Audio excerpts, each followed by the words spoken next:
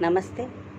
मैं सभी को प्रणाम करते हुए अनिल अनवर साहब का धन्यवाद अदा करूंगी, जिन्होंने इस लॉकडाउन पीरियड में ऐसी मुहिम चालू करी जो हम सब एक नए कलाकार से मिल रहे हैं। कोई कहानी कह रहा है, कोई कविता कर रहा है। मैं भी आपको एक कहानी सुनाऊंगी। इस कहानी का नाम है माँ की निशानी। कल मातृ दिवस था, इसीलिए आप कहानी सुनिए और आनंद लीजिए। अक्रूर जी नंदगांव कृष्ण को लेने गए थे। तब वहाँ वो एक रात रुके। उस रात का वर्णन मैं कर रही हूँ। अक्रूर जी नंदगांव पहुँचे तब सांझ हो गई थी। अपना रथ रोककर वो नंद बाबा की हवेली में गए। नंद बाबा से मिले और सब बातें बताई। कंस के इरादे से कोई भी अनजान नहीं था। मल्ल युद्ध तो एक बहाना था। अक्रूर जी ने नंद बाबा से कहा, भोर होते ही हम मथुरा के लिए प्रस्थान करेंगे, आप अपनी तैयारी कर लें। नंद बाबा तो और कोई चिंता नहीं थी। वो तो बस सोच रहे थे कि यशोदा को कैसे समझाएंगे कि कान्हा हमारा बेटा नहीं है, वो तो सुनते ही मर जाएगी। ग्वाले सोच रहे थे हम कान्हा को क्या भेंट दें। सब मिलकर बातें कर रहे थे, हम कान्हा को क्या भेंट दें, वो हर रोज़ जिससे हमें याद करे। एक ने कहा, कान्हा को माखन बहुत पसंद है,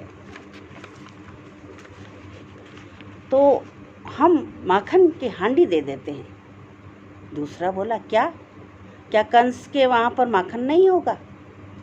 एक ग्वाला बोला, क्या बात करता है, वो तो राजा के महल में रहते हैं, वहाँ तो 56 भोग रोज बनते हैं।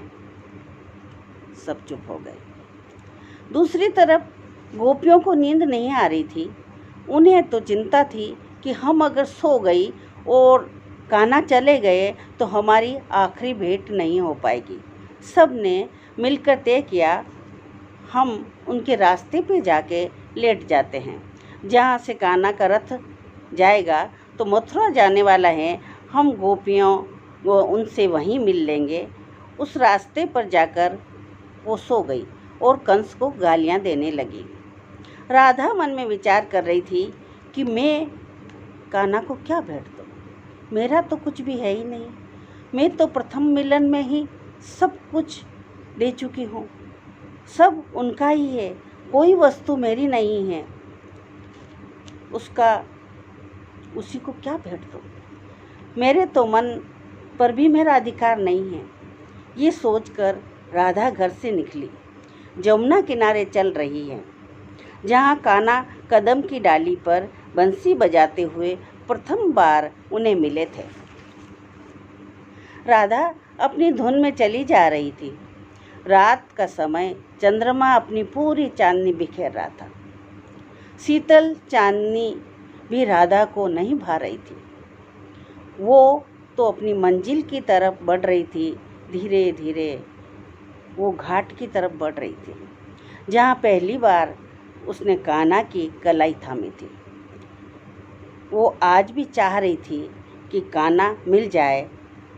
राधा की पायल छम छम बज रही थी।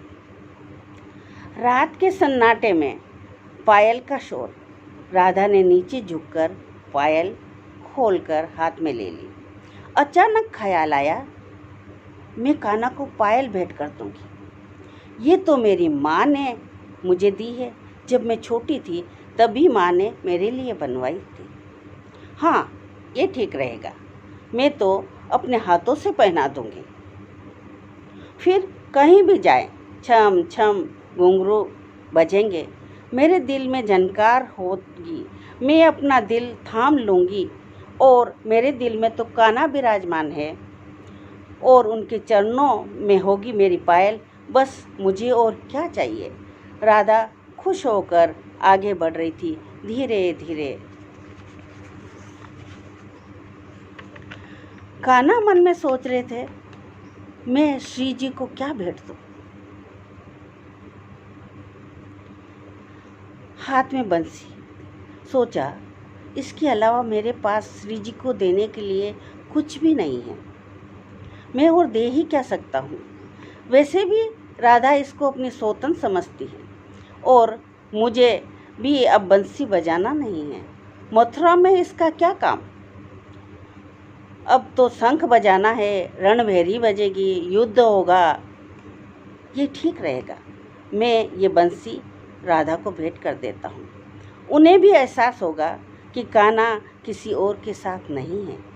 जब जब बंसी उनके हाथों में होगी, वो उसे निहारेगी, उसी वक्त मैं भी राधा के दर्शन कर लूँगा। बंसी मुझसे अलग थोड़े ही है। बंसी में तो मेरे प्राण बसते हैं। बंसी के रूप में मैं सदैव राधा जी के पास रहूँगा। राधा ने दूर से ही चांदनी में रात में कान्हा को पीठ देखी, दर्शन किया। आप सोचें, जमुना के जल में कान्हा की परछाई पड़ रही थी। कान्हा की वैजंती माला, मोर मुकुट, रत्न पानी में अपना प्रकाश बिखेर रहे थे। कान्हा पूरी तरह तैयार होकर आए थे राधा से मिलने। उन्हें ज्ञात था कि जमुना के किनारे चांदनी रात में इस वक्त ये उनकी आखिरी मुलाकात है। ये सोचकर कान्हा ने के आंखों से आंसू निकल गए थे। तभी राधा ने आकर हथेली में आंसुओं को ले लिया। उन्हें लग रहा था कि तीनों लोकों की निधि उनके हाथ में आ गई। अपना हाथ अपनी मांग की तरफ बढ़ाया। क्या करें इन आंसुओं को? मोतियों से मांग भर लूं, अमर सुहागन बन जाऊं? कुछ बोली नहीं, कान्हा के चरणों में बैठ गई। ये संसार का प्रथम जोड़ा था प्यार करने वाला, और वो प्यार करने वाला को सिखा रहा था कि प्यार करने वालों को कुछ नहीं चाहिए, बस सानिध्य में बैठे रहें, बस सानिध्य में बैठे रहें। दोनों को समाधि लग जाती है। ध्यान तो तब टूटा जब पकड़ ढीली हो गई और राधा के हाथ से पायल गिर गई। छम बज उठी और छम संकेत देते ही कि सुबह होने वाली है। राधा का ध्यान आया, कान्हा जाने वाले हैं। उसने जल्दी से कान्हा के पाँव में पायल पहना दी और बोली, कान्हा, मुझे छोड़कर अकेले कहाँ जाओगे? अब हमेशा तुम्हारे संग संग रहूँगी पायल के रूप में।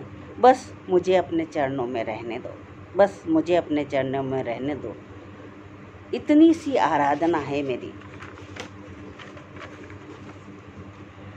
तब कान्हा ने भी वचन दिया, मेरा कोई भी श्रृंगार होगा पर पायल मेरे पैरों में ज़रूर होगी। लो, ये बंसी तुम्हारी जो सोतन है वो अपने पास रखो। और मुस्कुराने लगे और बोले, मैं भी हमेशा तुम्हारे साथ रहना चाहता हूँ। जब भी तुम बंसी बजाओगी मैं दौड़ा आऊँगा। आज भी कान्हा अपना वादा निभाते हैं। जब भी कहीं बंसी बजती है कान्हा दौड़े आते हैं। कहीं राधा तो बंसी नहीं बजा रही है, कहीं राधा तो बंसी नहीं बजा रही है। अब आप सुनिए इसका आखिरी है कि नंद बाबा के घर में उस सब रात में क्या हो रहा था। नंद बाबा बड़ी हिम्मत करके यशोदा के शयन कक्ष में प्रवेश करते हैं।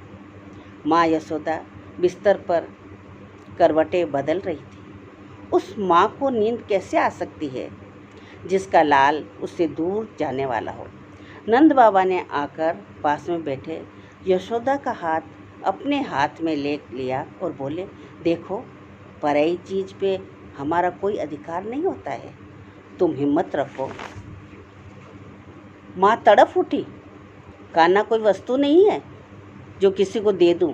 वो मेरा लाल है, मेरे जीने का सहारा है, उसके बिना मैं कुछ सोच भी नहीं सकती हूँ।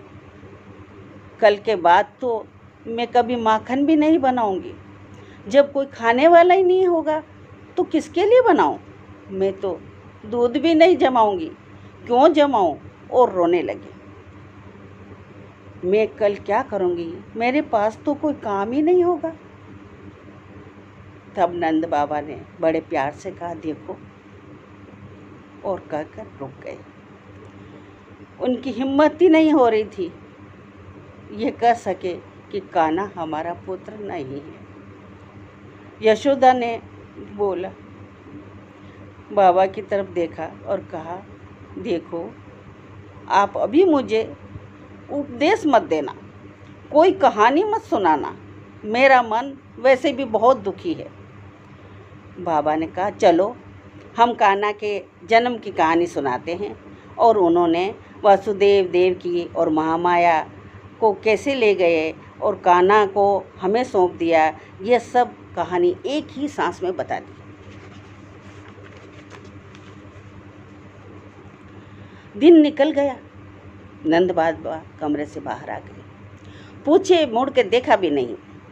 माँ यशोदा के मुंह से पहली बार निकला, छलिया, तूने एक माँ के साथ छल किया है।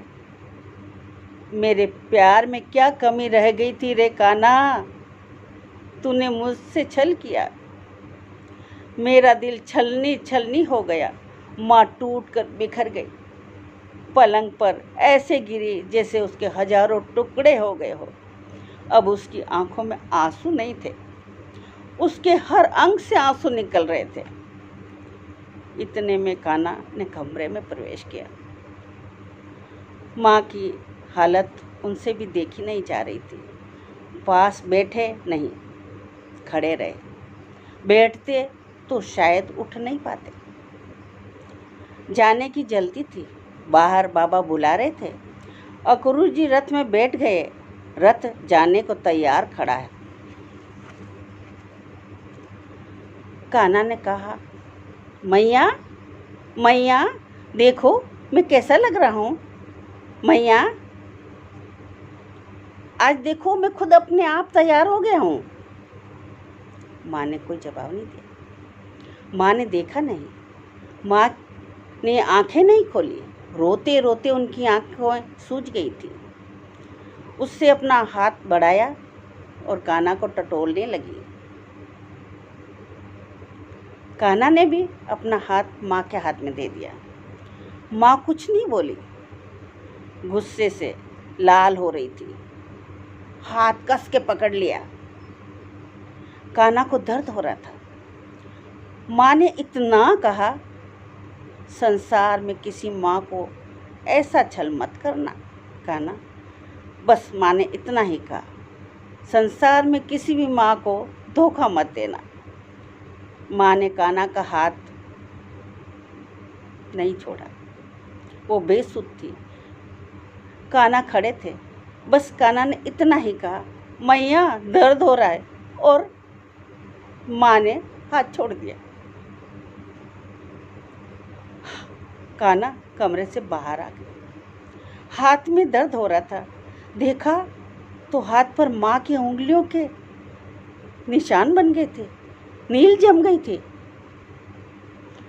और इस निशानी को वो अपने साथ हमेशा रखना चाहते थे, सो उन्होंने दुपट्टे से उसे छुपा लिया। वो उन्होंने और अपना हाथ दुसाले से लपेटकर कमरे से बाहर निकल गए और रथ में जाकर बैठ गए। उनका मन भारी हो गया था। रास्ते भर जब माँ की याद आती, दुपट्टा हटाते और वो निशानी देख लेते थे। इस निशानी को मैं हमेशा अपने साथ रखूँगा।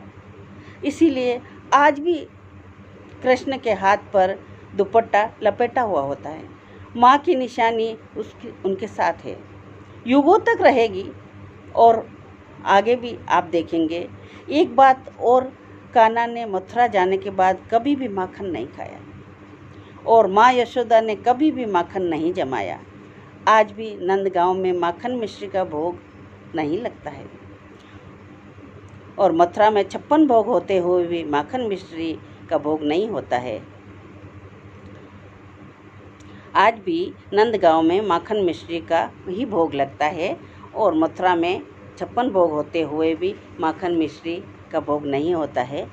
और आप किसी भी मंदिर में जाएं तो आप ध्यान से देखें, कान्हा के हाथ पे आज भी दुपट्टा होता है। जय श्री कृष्ण।